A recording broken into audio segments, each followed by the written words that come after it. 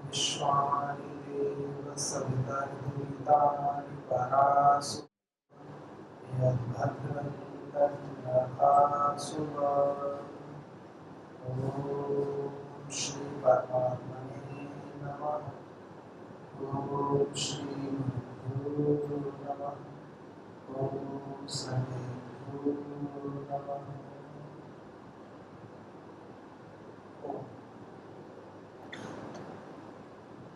वैदिक संस्कृति। वैदिक संस्कृति के अंतर्गत अग्निहोत्र के माध्यम से हम किस प्रकार देवताओं को प्रसन्न करने के लिए हवि दे सकते हैं, किस प्रकार से अपनी भावनाओं को अर्पित कर सकते हैं, तो इसका बड़ा ही सुंदर वर्णन इन वेद मंत्रों में होता है, जिसको हम देव यज्ञ कहते हैं। और उस देव यज्ञ में भी अधेश्वर स्तुति प्रार्थना उपासना के मंत्रों का विशेष अध्ययन है। हम इस क्रम को आगे बढ़ाते हैं। एक बहुत ही सुंदर मंत्र की चर्चा हमने कल की। ओम हिरण्यगर्भः समवर्तताग्रे भूतस्य जातः पतिरेक आसीत् सदाधार पृथ्वीं द्यापतेमां कस्मै देवाय अभिषाविधे। इस सृष्टि की उत्पत्ति से पूर्व में भी परमात्मा वर्तमान था, सृष्टि के बनाने के बाद भी वर्तमान है। वही है एक परमपिता परमात्मा जो समस्त लोगों को धारण कर रहा है। तो हमें उस सुख स्वरूप उस परमात्मा के लिए विशेष भक्ति करें, उसके लिए विशेष अपना निवेदन प्रस्तुत करें। और इसी मंत्र का अगला भाग क्या है? इसी अधीश्वर स्तुति प्रार्थना उपासना अगला मंत्र आता है। ओम यः आत्मदा बलदा यस्य विश्व उपासते प्रशिशं यस्य देवा यस्य छायामृतं यस्य मृत्यु तस्मै देवाय नमः। सुंदर बात है। यह आत्मदा, हम चर्चा कर रहे थे इस विषय पर। आत्मदा, आत्म ज्ञान का देने वाला है। आत्म ज्ञान, बिना ज्ञान के तो संसार में गति नहीं होती है। ज्ञान पूर्वक जीवन को जीने का अलग ही आनंद है। और सांख्य दर्शन तो कहता है ज्ञानानुमुक्ति, कि ज्ञान से मुक्ति होती है। बिना ज्ञान के आप अच्छे कर्म तो करेंगे, लेकिन उस कर्म के बंधन से छूट नहीं पाएंगे, उस कर्म की आसक्ति से छूट नहीं सकते। जब तक ज्ञान नहीं होता है तब तक उसका परिणाम स्थिर नहीं होता है।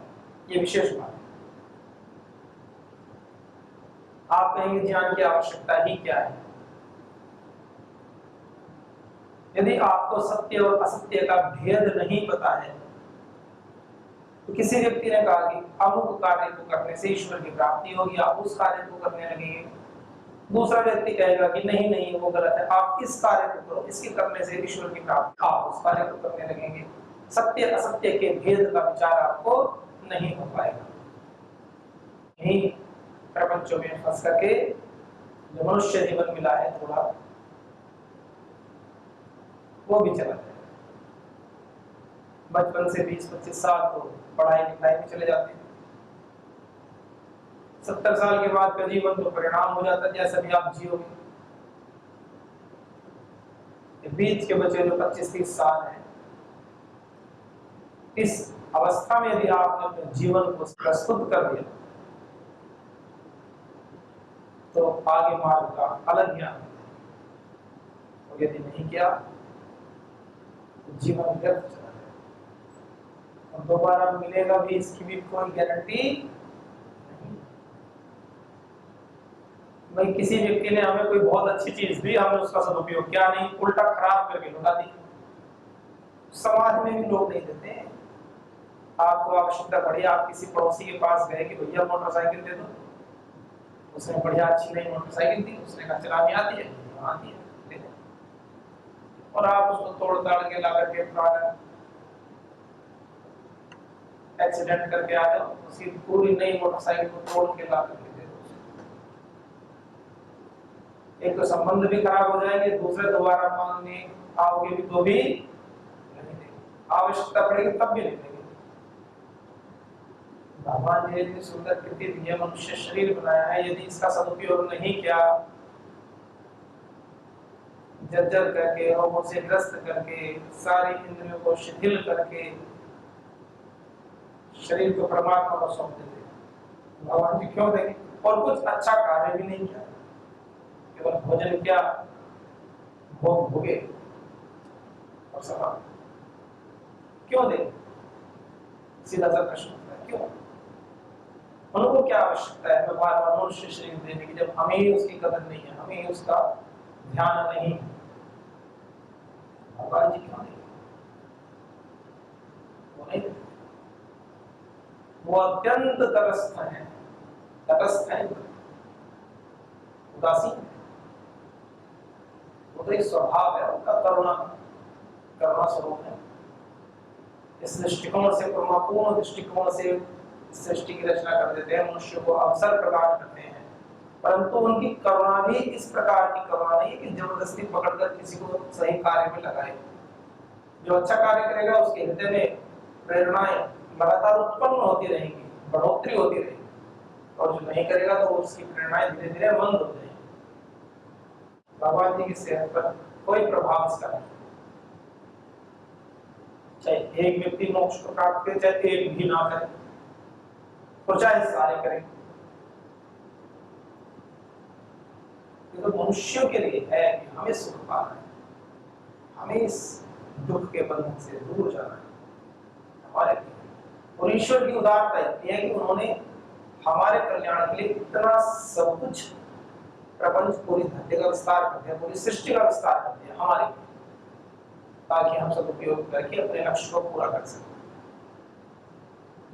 और ये सब बातें तभी संभव है जब हमें कुछ इस पथ के बारे में ज्ञान यथार्थ। तो भगवान जी कैसे हैं? आत्म ज्ञान के देने वाले, नहीं भी ज्ञान है तो वेद पथ पर आगे बढ़ो, ज्ञान होगा। या आत्मदा, बलदा, बल के देने वाले, ज्ञान के देने वाले हैं और बल के देने वाले हैं। बल के देने वाले हैं से क्या तात्पर्य? अब ईश्वर की तो उपासना करने में लगे हैं, और साधना करके उठा चक्कर आके गिर गया, तो उपासना कर रहे हैं बलवान भगवान के ऊपर, बल के देने वाले। शरीर में कमजोरी आ रही है तो समझो साधना में कहीं समस्या हो रही है, ये विशेष भगवान की प्रतिज्ञा, अस्मा भवतु नस्त, हमारे शरीर वज्र की भांति, ये प्रतिज्ञा। कृतम में दक्षिणे हस्ते जयो में सब व्याह, मेरे दाएं हाथ में कर्म और बाएं हाथ में विजय। सदाधार पृथ्वी दिवम, जब भगवान की भक्ति में साधन रहता है उसमें इतना बल है। ब्रह्मचारी श्वश्चरति रोधस्य उभे तस्मिन् देवाः समनसो भवन्ति। सदाधार पृथ्वी लोक को, दिव्य लोक को धारण कर लेता है, इतना ब्रह्मचारी इतने बल से युक्त हो जाता है, समस्त देवता उसके मन के अनुकूल कार्य करने लगते हैं। ये ब्रह्मचारी की साधन, चले तो चक्कर आगे गिर जाए, कौन सा कार्य कर ले तो श्वास चढ़ जाए। महर्षि दयानंद सरस्वती जी गए तो एक राजा ने कहा कि आपको हम महंत बना देते हैं, आप सत्य असत्य के विषय में विचार करना बंद कर दो, वेदों का प्रचार करना बंद कर दो, और जो भी समाज में कुरीतियां हैं, आखंड है, उसके विषय में आप कुछ मत बोलो, हम आपको महंत बना देते हैं, आप जहां रहेंगे वहीं भोजन आया करेंगे अच्छा अच्छा, और आपको भगवान मान करके आपकी प्रतिष्ठा करेंगे कि आप भगवान। महर्षि दयानंद जी कहते हैं कि हे राजन,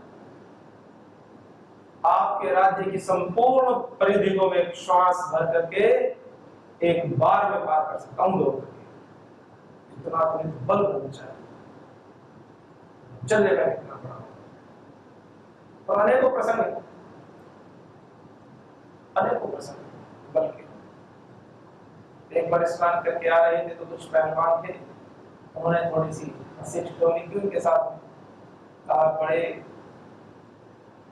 शरीर से तो बहुत दिखाई देते, तो ताकत भी है कि बस ऐसे ही है। तो ठहरे सन्यासी शांति से जाने लगे, उनकी बात को कानों सुना करके और फिर बोलते छेड़ने लगे। तो जैसे नित्य प्रति नहाने के बाद में अमोछा होता था, गमछा बोलते, वैसे हाथ में थाम लिए। सामान्य उनको ये थोड़ी पता है कि आगे जाकर के पहलवान उससे मिलेंगे, फिर वो उसे ऐसे छिड़ाएंगे। सामान्य जैसे रोज स्नान करने के बाद थोड़ा गमछा निचोड़ देते थे। तो उन्होंने कहा कि ठीक है, आप जो पहलवान तगड़े हैं वो आओ, और मेरे गमछे से थोड़ा पानी निकालो।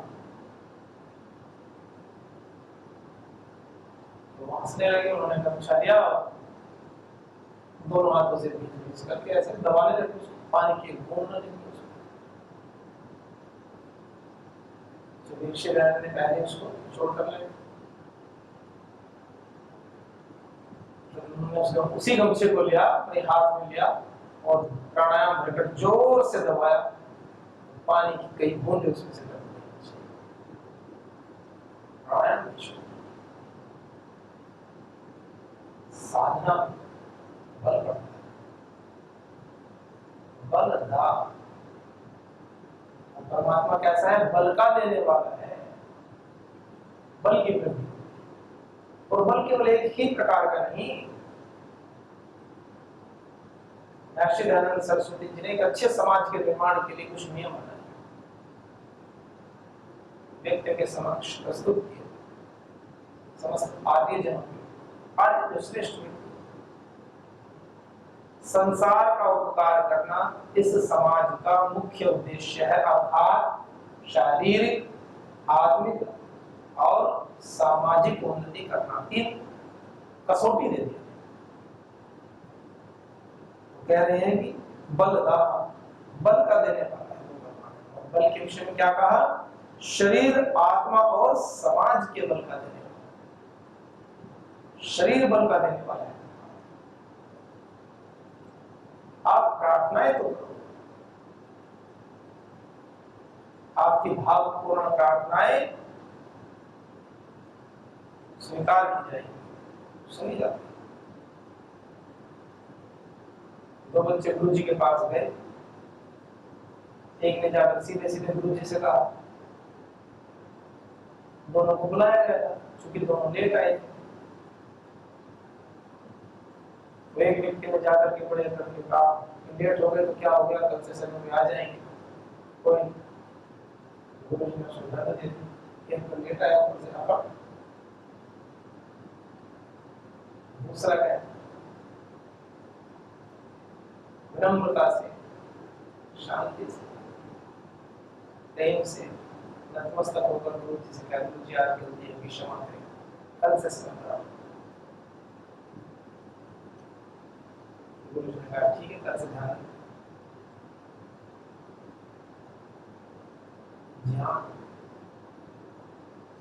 ज्ञान कैसा हो, बल कैसा हो, केवल एक ही पक्षीय बात नहीं, बल्कि नम्रता भी लक्ष्य है। जितना बलिष्ठ होता है, यदि विनम्रता नहीं आ रही है, तो राक्षस प्रवृत्ति वाला बल है, सात्विक बल। परमात्मा कैसे बल का देने वाला है? सात्विक बल का देने वाला बल, शारीरिक बल, मानसिक बल। मानसिक बल, आत्मबल, आत्मदान, आत्मबल का देने वाला है। छोटे छोटे संकल्प करते हैं, संकल्प टूट जाते हैं, आत्मबल की हानि होती है। और जीवन में कोई बड़ा संकल्प, लक्ष्य को निर्धारण करके ले लिया, उससे पीछे हट गए, तो मानो बड़ी हानि कर दी। संकल्पों में विकल्प नहीं रहा, सोच लो गए, पूर्ण सोच समझ करके एक बार संकल्प किया तो फिर उस विषय में नहीं सोचना कि संकल्प किया तब सोचे, अब आगे की सोचो। दो प्रकार के व्यक्ति होते हैं संसार में। एक गुरु जी ने दो शिष्यों को बताया, एक को कहा कि जाओ, रात्रि में 9 बजे कहा कि आप जाओ और जंगल जाइए और खेत पर जाकर के ये काम करके आए। कोई कार्य बता नहीं, पानी देना है, कुछ करना है, रोटी देनी, कोई होगा कार्य करना हो, कोई बता देगा ऐसा। दूसरे को भी यही काम बताया। पहले बुद्धि क्या लगाता है, पहला बात गुरु जी की बात है 9 बजे जाओ, ये काम कल भी कर सकते हैं, और कोई अभी जाना जरूरी है क्या, इस तरह का। दूसरे छात्र को कहा तो बुद्धि वो भी लगा रहा है, लेकिन वो कैसी बुद्धि लगा रहा है, वो गुरु आज्ञा के विरोध में बुद्धि नहीं लगा रहा है, वो बुद्धि लगा रहा है कि जी गुरु जी गुरु जी जाएंगे थोड़ा टॉर्च आदि की व्यवस्था करने के लिए, किन से जाना पड़ेगा, जो भी अंधेरा है, किन से भोजन आदि है, जो भी आप कार्य बता रहे हैं, किससे मिलना होगा, वो आगे की सोच रहे हैं। गुरु आज्ञा जो होगी उसके वो कार्य अभी ना हो फिर हो, क्यों बता दिया, उससे बुद्धि नहीं लगा रहा है। वो बुद्धि लगा रहा है कि जो गुरु ने आज्ञा दी उसको कितने अच्छे से मुझे संपादित करना है। ये होता है शिष्य, ये होता है शिष्य। बुद्धि दोनों के पास है, दोनों लगा है। पहले गुरु आज्ञा में ही बुद्धि लगाता कि काम ही क्यों बता दिया, इसकी जगह दूसरे को नहीं बताया, अभी क्यों बताया, परसों क्यों नहीं बताया। साधकों का, शिष्यों का कार्य ये नहीं, उनका कार्य है गुरु आज्ञा में जीना। गुरु ने आज्ञा दी प्रातः काल उठना है, शास्त्र स्मरण करना है, तो आपको ये प्रयास करना है कि अब ये पूछो कि शास्त्र स्मरण कहाँ भी करें, बैठ करके होना चाहिए, तो सुनाना है, क्या करना है, अगली बात। तो जरूरी है सुबह 7 से करना, दोपहर को कर सकते हैं, शाम को कर सकते हैं, सुबह सुबह का समय को खराब खराब इसमें तो हम सोएंगे कुछ, ये उचित नहीं, ये प्रवृत्ति ठीक नहीं, ये प्रवृत्ति ईश्वर के पद से हटा देगी आपको। बात तो छोटी सी, आप कहेंगे जितना सुबह सुना देंगे दोपहर को सुना देंगे, शाम को सुना देंगे, रात को सुना देंगे। जब गुरुजी ने कोई बात कही है तो सोच समझ कर कही है, आपका कार्य है उसके ऊपर विश्वास करना और आगे बढ़ना। विश्वास क्यों करना, क्योंकि पहले आपने अच्छे प्रकार से विश्वास करके उनको अपना गुरु मान लिया है, और जब गुरु जी बना लिया है तो फिर बार बार इस संकल्प में विकल्प नहीं डाला कि गुरु जी सही कहेंगे कि गलत, बना लेना गुरु जी, अब आपका कार्य समाप्त। पहले करो जिनका संकल्प करना है, जितना उसमें सोचना है कि गुरु जी ठीक कार्य कर रहे हैं कि नहीं कर रहे हैं, गुरु जी ने अब तक जितने कार्य किए हैं वो ठीक किए हैं नहीं किए हैं। या परम श्रद्धेय स्वामी जी महाराज आचार्य श्री जी के विषय में बात करें तो उन्होंने अब तक 30-40 वर्षों में समाज के लिए, समष्टि के लिए, संसार के लिए, वैदिक संस्कृति के लिए, इस राष्ट्र के उत्थान के लिए, इस भारतीय शिक्षा व्यवस्था के लिए, अर्थव्यवस्था के लिए, स्वदेशी के लिए, समाज को लोगों के इस प्रपंच से, जाल से मुक्त करने के लिए जो व्यवस्थाएं दी हैं, जो कार्य किए हैं, क्या वो ऋषियों के अनुकूल किए हैं कि नहीं किए। पहले सोचो, समझो, अच्छे से निर्णय कर लो, और एक बार निर्णय हो गया फिर बार बार नहीं, उससे आत्मबल की हानि होती है, ये बताना चाहिए। उस समय आपको लगेगा कि कोई बात नहीं, लेकिन आपके आत्मबल की हानि, छोटे छोटे संकल्प लेते हैं तोड़ देते हैं, आत्मबल की हानि होती है, और धीरे धीरे हानि होते होते होते होते आपके संकल्प स्थिर नहीं रह पाते। कुछ भी हो जाए, गुरु आज्ञा में जो कार्य हम करते हैं उसमें कभी भी कोई विकल्प नहीं आना चाहिए, तो साधना के पथ पर बड़ी हानि। भगवान क्या कहते हैं, यदि हानि हो रही है तो मैं आत्मबल दूंगा, या आत्मबल देने वाले हैं, आत्मज्ञान देने वाले, शारीरिक बल प्रदान करने वाले हैं, आत्मबल प्रदान करने वाले हैं, और सामाजिक बल प्रदान करने वाले हैं। सामाजिक बल कभी कभी आपको ऐसा लगता है कि कोई संकल्प मैं अकेला करता हूं और मेरा पूरा नहीं हो पाता, सार्वजनिक करूं अपने संकल्प को सार्वजनिक करो। फिर जैसे किसी बच्चे को अकेले में डांटो, किसी व्यक्ति पर, तब इतना फील नहीं करेगा, लेकिन उसके सगे संबंधियों मित्रों के बीच में, पूरी कक्षा के बीच में खड़ा करके डांटो तो बड़ा फील करेगा। दिन को डांट दे। जब संकल्प अकेले करने पर पूरे ना हो रहे हो तो ईश्वर से प्रार्थना करो और समाज के समक्ष अपने संकल्प करो। मनुष्य अच्छा बनना चाहता है। जब पूरे समाज के समक्ष हम अपने संकल्प को लेते हैं तो हमें हर समय वो संकल्प याद रहता है और समाज का दायित्व को भी याद दिलाता है। जैसे किसी ने कहा कि मैं प्रतिदिन यज्ञ में आऊं और एक दिन नहीं आया, संकल्प नहीं लिया तो हो सकता है कोई व्यवस्था संबंधी विषय होता है कि कोई टोक देंगे आप नहीं आए, लेकिन यदि उसने संकल्प ले लिया सबके बीच में तो हर व्यक्ति टोक, कल तो आए नहीं आप, तो कल तो अपनी बड़ी बड़ी बातें कर रहे थे और आज तो आए, उसको स्वयं आना। समाज भी हमें आगे बढ़ाता है। विषय यह है कि हम कैसे बढ़ना चाहते हैं। और ऐसे भी नहीं संकल्प ले लिया सबके बीच में और उसको पूरा भी नहीं किया और फिर आप बड़े कैजुअल हो गए, चलो जब मन किया बीच में बोल दिया फिर नहीं किया। ऐसे तो आप बिल्कुल आपने नष्ट कर दिया। अत्यंत सजग और जागरूक, छोटी सी बात, कक्षा में हमें समय पर जाना है, ये संकल्प ले लो आप।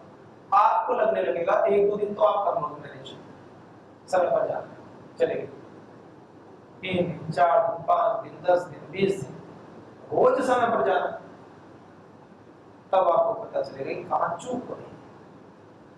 तब आपको पता चलेगा कि मेरा समय कहाँ खराब हो रहा है। तब आपको पता चलेगा विलंब के हेतु क्या है। तब आपको पता चलेगा कि ये कार्य में आज न करके शाम को कर सकता था, कक्षा के बाद कर सकता था, ये कार्य में इस समय क्या इसके कारण से मुझे विलंब हो गया। आपको वरीयता क्रम को निर्धारित करना पड़ेगा, तब जाकर के आपका संकल्प पूरा होगा। एक दिन की बात नहीं, किसी दिन ऐसे कार्य आ जाएंगे आपको ऐसा लगेगा कि अरे आज तो ये तो बड़ा आवश्यक कार्य था, लेकिन आपको उससे मार्ग खोजना पड़ेगा। संकल्प की रक्षा के लिए आपको हो सकता है अपने गुरु जी के पास जाना पड़ेगा, गुरु जी ऐसा कार्य है आपके क्या बात कर सकता हूँ। उस संकल्प की रक्षा करने के लिए आपको कुछ करना पड़ेगा, तब संकल्प की रक्षा कह दिया हो गया। ऐसे आपको अपने संकल्प की रक्षा के लिए बीमार नहीं होना है, अपने स्वास्थ्य पर कार्य करना होगा। मतलब संकल्प किया मैं प्रतिदिन योगाभ्यास करूंगा, व्यायाम करूंगा, और नियंत्रण है नहीं, खाने पीने पर नियंत्रण नहीं है, दिनचर्या पर नियंत्रण नहीं है, या किसी दिन उत्साह में इतना ज्यादा व्यायाम कर लिया पता चले 4 दिन तक बैठ पर पड़े। ऐसे संकल्प को लेना उसको निभाना दोनों अलग बात है। संकल्प लेना आसान है, संकल्प को निभाना अत्यंत मुश्किल। लेकिन सहजता से हो सकता है यदि ईश्वरीय पथ पर पूर्ण भक्ति भाव से गुरुआचरण चले, नेगेटिव थॉट्स को प्रेशर दे ही ना एक क्षण के लिए, तब हो सकता है।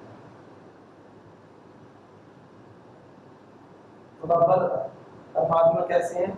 आत्म ज्ञान का दाता और बल का देने वाला, शारीरिक बल, मानसिक बल, आत्मिक बल और सामाजिक बल का देने वाला। और जो व्यक्ति अच्छा कार्य करता है, दूसरा पक्ष भी है सामाजिक बल देने का। जो व्यक्ति अच्छा कार्य करता है समाज में उसकी सराहना करता है, उसके प्रति श्रद्धा उत्पन्न हो जाती है। चाहे आपका शत्रु भी क्यों ना हो, आपके शुभ गुणों में उसको भी श्रद्धा उत्पन्न हो जाती है। कोई व्यक्ति नियमानुसार जीवन जिए, दिनचर्या करे, अपने पठन पाठन के कार्य में करे, अपने अपने कर्तव्य कर्मों को करे, जो व्यक्ति उससे द्वेष करते हैं वो धीरे धीरे उसके प्रति प्रेम भाव उत्पन्न करेगी, उनके हृदय में उत्पन्न हो जाए। ऐसी व्यवस्था है। या बलद यस्य विश्व उपासते, जिसकी उपासना संपूर्ण विश्व, सब यस्य विश्व विश्वे उपासते कृष्ण, यस्य देवाः देवाः विश्वे, समस्त देव, समस्त देवता जिसकी उपासना करते हैं, ऐसे यस्य विश्व प्रशिष्यम साशु शासु अनुशिष्ट भाव, जिसके अनुशासन में सब रहना पसंद करते हैं, परमात्मा वैसे देव की उपासना करने के लिए कहा। इसका प्रत्यक्ष अनुशासन हमें दिखता है, सूर्य चंद्र तारे सब अनुशासन में, पूरी पृथ्वी अनुशासन में, सबको पता है कब प्रातः होनी, कब रात्रि होनी, कब संध्या होगी, कब दोपहर होगी, सूर्य कब उदय होना है, कब अस्त होना है, सारी व्यवस्था प्रकृति में। आम कब आने हैं, कब खिलना है, कितने समय बाद खिलना है, आमले के पेड़ पर आम, नाशपाती के पेड़ पर नाशपाती, आम के पेड़ पर आम, मिर्च के पेड़ पर मिर्च, और कटहल के पेड़ पर कटहल, तोरी के पेड़ पर तोरी, खीरे पर खीरा, खरबूजे पर खरबूजा, आलू पर आलू, सब ऐसे परमात्मा और सत्य शासन है जिसके होने से समस्त सृष्टि में नियम प्रतिपादित है, ऐसे नियमों में हमें बचना चाहिए। तो आइए ऐसी सुंदर व्यवस्था में हम कृत संकल्प होकर के अवश्य चले, सभी के जीवन का कल्याण हो, इसी शुभ आशा के साथ।